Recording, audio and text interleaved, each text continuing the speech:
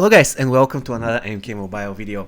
A lot of you asked me many times to do a video on the new talent sets, and I wanted to have some time, to test it in general and to come up with probably the most flexible, in my opinion, the best talent set. And in this particular video, I'll be focusing on the best talent set for beginners. As you can see, I am on my beginners account, and if I go to my talent section, you'll see that I have set everything. And now we're going to go one by one on each column, and I will let you know why I chose this particular talent. So I will start with offense. First section, I decided to put just 1 point here. This is not really a game changer, but I had to put a point somewhere, Lion stance, 1% basic attack damage boost.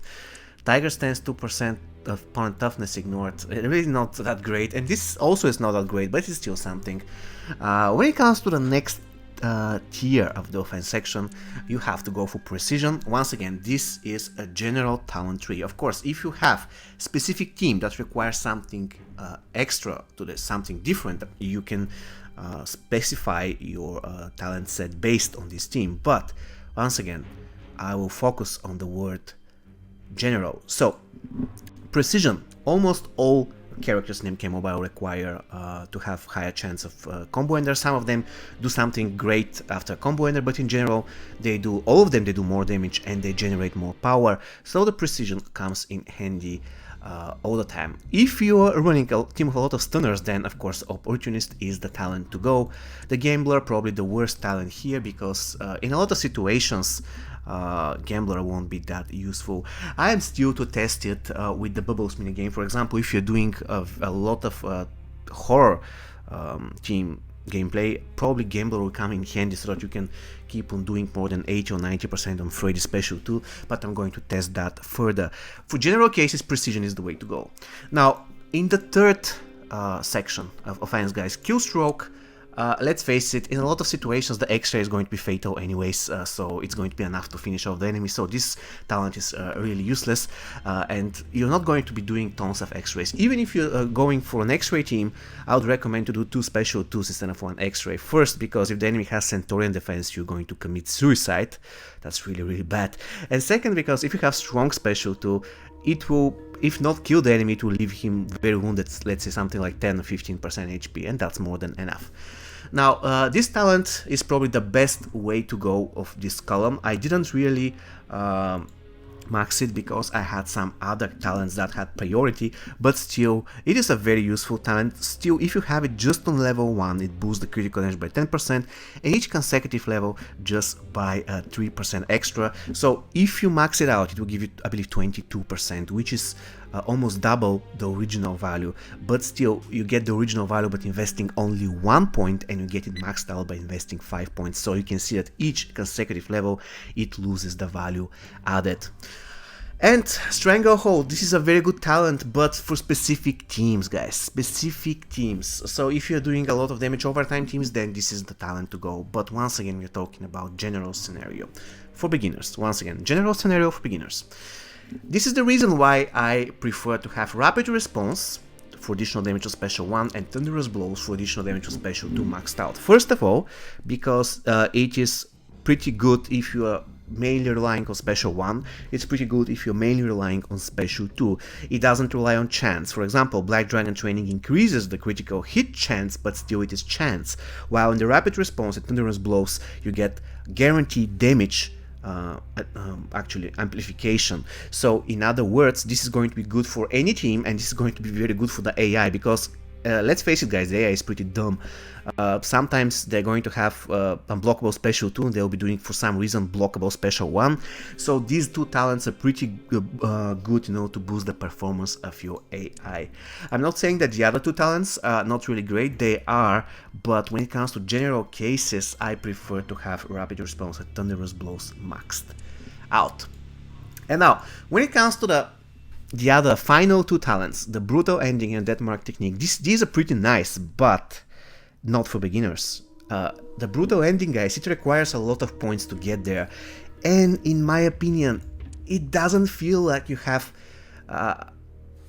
oh, sorry, not the brutal ending, I'm talking about that mark technique. It doesn't feel like at max level you have 25% chance. It feels like you have 10 or 15. So I'm really not convinced that this talent works the way it is supposed to work. And not only that, but you can apply a death mark technique and the enemy can escape, he can tag out. So I really am not a fan of this. To be honest, I would prefer brutal ending, but brutal ending is not for beginners because you don't have a lot of tower equipment. If you have tower equipment for all brutalities in the game so far, of course you have to go for brutal ending. It's going to add tons of value, especially with all those pesky revenants, bone shields, so on and so on. Brutal ending is really useful, but not useful for beginners. So if you have started the game recently, do not invest anything here. It's not worth. Now let's go to defense. No, let's go to support first. Now for support, I have invested just 1 point in Horse Stance because I didn't have any points left, because the only reason why I invested a point here is because I wanted to max Teamwork. Teamwork, guys, isn't the talent that it used to be. It was heavily nerfed after update 3.0, but still works and still adds value to your gameplay. So actually the Teamwork will work in any team. Of course, it is not that it's not that effective if you're using it in a team that heavily relies on special 1, but it will still give you some power to the to your actually characters that are tagged out. And if you're playing X-ray teams, if you're playing teams that rely on special 2, Teamwork is the way to go in 100% of the cases. Now Spec Ops talents, it is very useful talent if you are relying on a team that heavily tagging in and out like all the time, but in general it is kind of situational, while Teamwork works everywhere. This is all I invested in support, guys. Unfortunately, there are no points left to get here, because I really wanted to get here in weak point attacks, and this is the talent to go in tower. So if you're doing a tower at the moment, for example the Nightmare Tower, and you have pretty good, pretty fusioned, let's say this way, a Combat Cup team, then you have to max weak point attacks. It is a must. However, once again, this only relates to towers. If you're not doing tower, or if you're not using Johnny Cage for some reason, then you don't need this one. It is useful, I'm not saying it is not useful, but really it requires so many points that I decided that it is better to invest on defense. And let's find out why. First talent, a must, Bear Stance, 25% max health boost to every single character. This is really, really great, no doubts about it. Then, this talent, Intimidating Presence. Guys, this talent is one of the best talents in the game, in my humble opinion. I checked it on numerous occasions, and really, if you have this talent maxed out, the gameplay seems different. It seems that they're not breaking your block that often, and this really gives you a lot of value in almost any battle, especially in survival mode. Imagine MK11 Jade, you're trying to block just so that you can make sure you're going to hit her with an unblockable special attack, and while you're blocking, she breaks your block and then she snares you. This is the worst thing that can happen to you guys. And in general, Intimidating Presence, really, really great. I think it works on basic attacks and on special attacks. Sometimes I'm not quite sure about this, guys, but sometimes I can swear, I didn't record it, but I can swear I saw this unblockable attack immunity or something when one of the enemy characters are trying to do unblockable specials. So it was really nice. This works pretty good against Combat Cup teams with Cassie Cage. So in general, very, very useful talent. Now, Centaurian Defense. My advice for you is going to be, if you're going to use Centaurian Defense and max it, don't leave it at 4% at level 1. It has to be maxed, because it gives 20% chance to reflect 100% damage from unblockable attacks, and that's awesome, because every single X-ray counts as unblockable attack, and the enemy can literally commit suicide. So Centaurian Defense, very good, but only if maxed. If it is on level 1, 4% is not really that great. So if you're doing just on level 1 on this tier, then I would advise you to invest in Shock and Dominance, because it still reduces the damage of the block special attacks. I know you're going to say, but they're blocked anyway.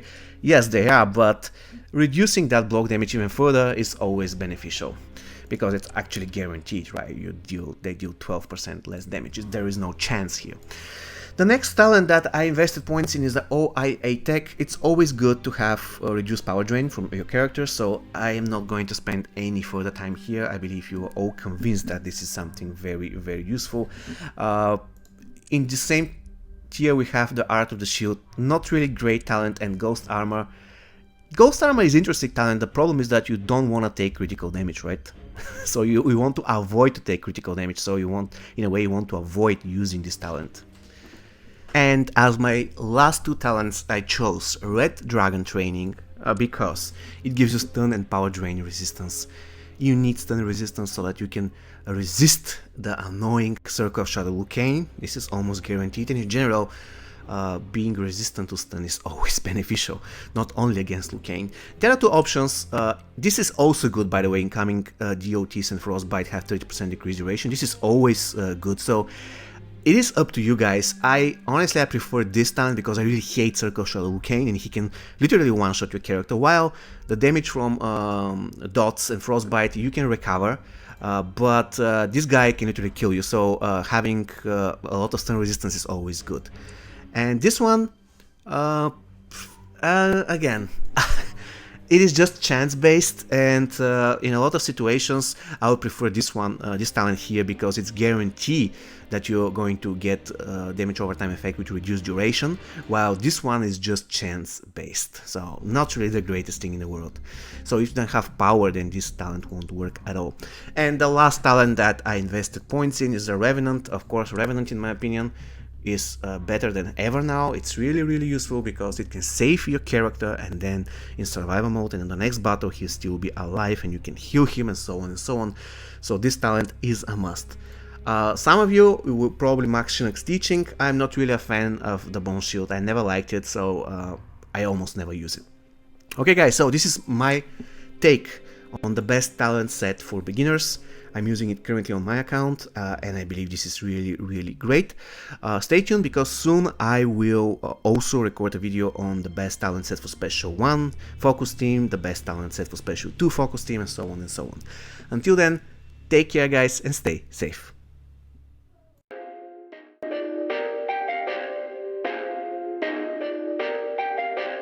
Perfect.